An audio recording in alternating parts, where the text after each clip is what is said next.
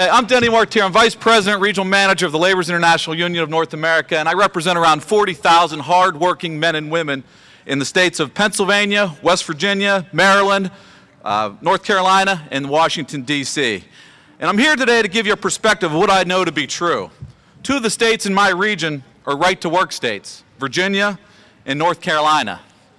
These states have the same budget problems as every other state in the nation, and they have right-to-work laws. In 1961, the Republicans passed a prevailing wage law requiring contractors to pay a minimum to workers and keep it on a level playing field. That is called the prevailing rate. And this is all for bidding on public construction projects. It was a good law then, and it was fair to working families. This is not a union or a non-union issue. This is about local workers being paid a living wage in Pennsylvania. An attack on working people or union is a disgrace. Wisconsin, brothers and sisters, was the wake-up call. It's not surprising the public is supporting the workers in Wisconsin because the fight in Wisconsin is not about the budget, it's about the politics. The unions agreed to take all the concessions possible for the governor wanted, and it was just hurting working families. So I hope my words today give everyone a better perspective and understanding of what right-to-work laws are really about. This is not a union or non-union issue. This will affect Pennsylvania residents. Workers did not cause the budget problems, so tell our elected officials to stop the assault on Pennsylvania workers and look for other ways like taxing Marcellus Shale to pay for the budget shortfalls instead of hurting working families. And I want to thank our commissioners here today for taking the bold stand that they did and to speak so perfectly on point and on target to fight for working families. And that's what this is all about. So brothers and sisters, thank you for coming out here today and supporting working families. First of all, I'd like to thank Commissioners Zapotosky and Vicites for passing the prevailing wage resolution. I just want to say a few words. First of all, I want to thank Mayor Fayette. As you know, we represent the Uniontown Police, and he has done a great job in helping our police officers where we were and where we are today. Thank you, Mayor.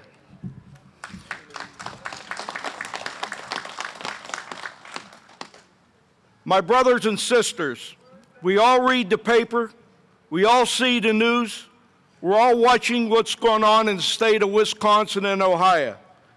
We see the cuts working people have taken in wages and benefits. We see the attack on our union rights, and I ask you, do you think this is fair? No.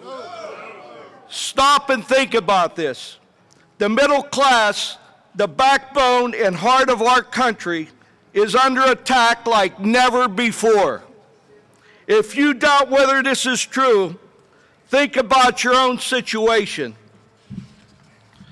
How many of you hold two jobs just to make ends meet?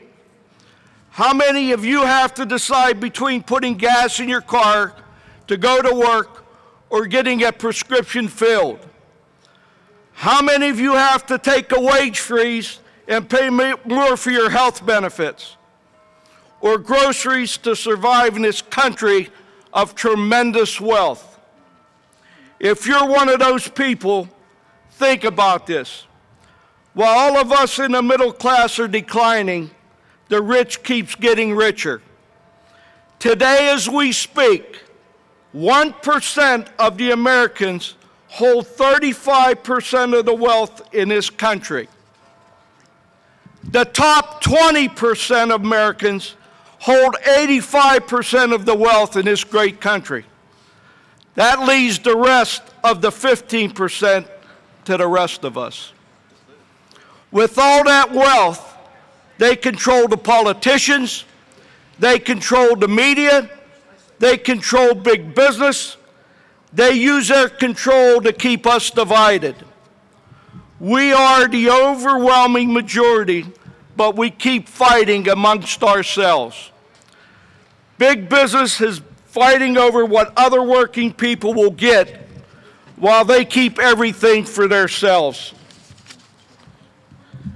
Did working people cause the Wall Street to fail? Did working people cause the mortgage and banking system to fail? The answer is a resounding no.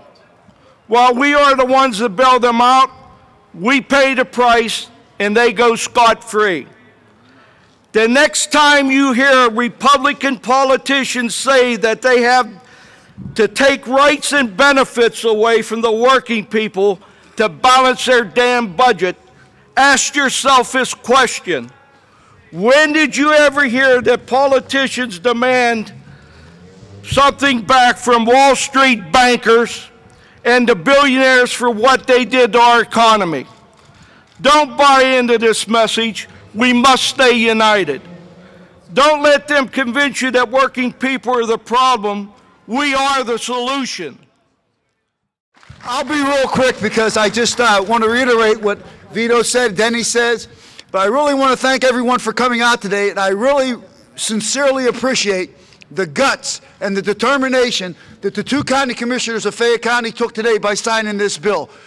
I deal a lot with politics, but their message was clear. They want union workers and union workers in Fayette County, and I can't thank them enough, and thank everyone for coming. All of us standing here has heard people say, well, all those elected officials are the same. It don't make a difference. Well, I submit to you, what happened in Wisconsin is proof that it does make a difference. And another thing, we are fortunate here in Fayette County to have two commissioners that will stand up with labor, stand up with the middle class, and say, hey, we want to do it the right way. We want people to make good wages. We want them to have good health care. We want them to have a pension. We don't want to take those things away or in any way hurt them. You know, I was going over the governor's budget before I came here this morning. Fayette County alone, the 6 to 8 school districts, he got lined out over $10 million out of those schools. That's going to impact everybody. So now's the time. Look, we're not in Wisconsin. Thank God. We're not in Ohio. In Jersey, you know what happened in Jersey? Now they're saying that them children he took so much out of education don't meet the federal requirements for education, which will cost that state money. And now the latest thing, in the state of Maine, the governor up there, when he was done raping the workers, he thought, wait a minute. I see a mural on a wall. It's about working families. It's about middle-class workers. And we had a couple complaints from corporations, so now we're taking the pictures off the wall about labor. That's up in Maine. We're not going to sit down and say, okay, well, you can balance the budget on our backs while you give corporations huge tax cuts. We saw those tax cuts in 2000, 2001 with Bush, and I still haven't seen any progress through the economy. I don't know if any of y'all have, but I haven't. With the attacks on the workers today in those states, this is Pennsylvania, this is in Ohio, as a brother had said earlier. This is in Indiana. The labor movement started here, and it sure as hell isn't going to die here. We're going to stand up and we're going to let them know. I'll be real quick. I'm going to quote Cecil Roberts. It's time to get off your ass, get onto your feet, get out the door and into the street. Thank you. I want to make a comment about something was said when we were leaving the public service building. The comment was this was political. Well, you're goddamn right it was political, because for the last 10 years, labor's been taken it you-know-where by the Republicans and some Democrats that, quite frankly, don't represent the values that we have. So you're damn right it was political, and we're going to stay political. My dad always told me, and my grandfather, who was a coal miner, that you never forget where you come from. I came from working class roots, labor, United Mine Workers. My grandfather, my dad was a working class person, middle class family. I've always tried as a commissioner, and that's what I like about Vince Zapotosky. We think about working families. We know Fayette County is the next county in southwestern Pennsylvania that's really going to grow. It's going to explode with growth in the next decade. We just got our infrastructure finally, $1,350,000,000 worth of infrastructure, with sewage and water, the Fayette Expressway, the business parks we fully infrastructured. We are ready, but we're not going to stand by and let people that are building things and growing the county not hire union workers in these jobs. I've had calls from labor local leaders many occasions, and we had to make calls and we had to find out what was going on with these various laws that have been passed with Davis-Bacon and prevailing wage.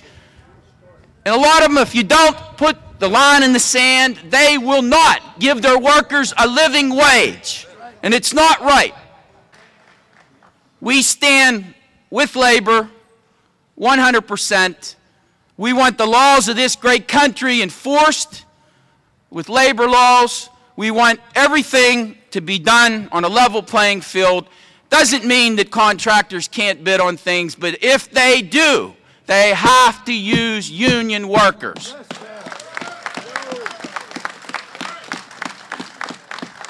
And I will tell all the counties that I interface with on the Southwestern Pennsylvania Commission, because I'm big on regional growth and development. I see my colleague Dave Coder here, worked for many years with SPCs, working for Congressman Kritz. And, you know, we always preach regionalism. But every county in southwestern Pennsylvania that has not signed that agreement needs to do it and needs to do it now.